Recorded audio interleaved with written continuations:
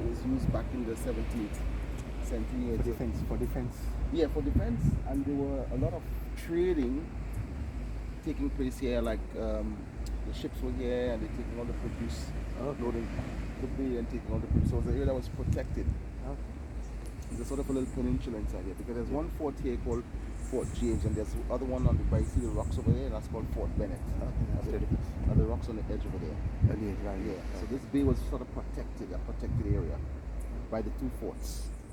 Look out for any threats of enemies, ships coming in, to launch any attacks, because of trading taking place, produce being loaded out of the bay, and the ships take back to Britain, Great Britain. Most islands have got that thing on the top, these of cannons. Yeah, the cannons. Because we went to Bermuda, similar thing there. Very similar. But these are British cannons, simply for the British cannons. And the British were the one that actually built the fort. And so they were protecting the area. The fort was operated by two types of soldiers, one called the infantrymen and one called the artillerymen. So they were the ones actually operating the fort here. So that was the powder magazine, or what you call the artillery bunker.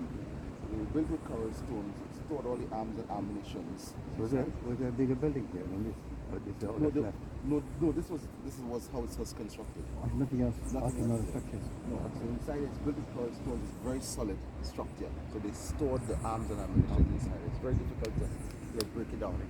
But through the whole community, the officers were living in the village, in the community, under like little thatch roofs, thatch houses, thatch roofs.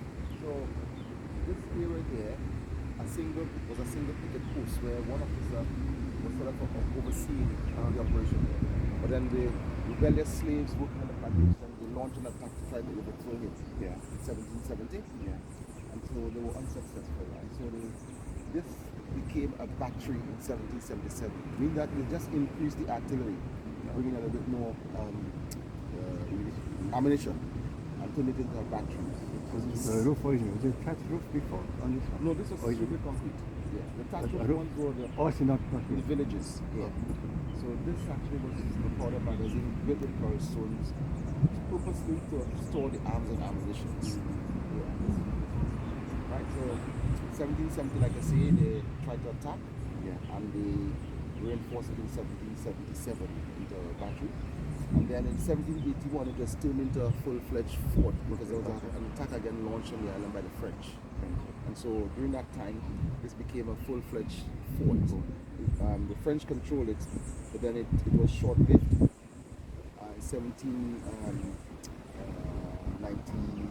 1793, the British took it over again.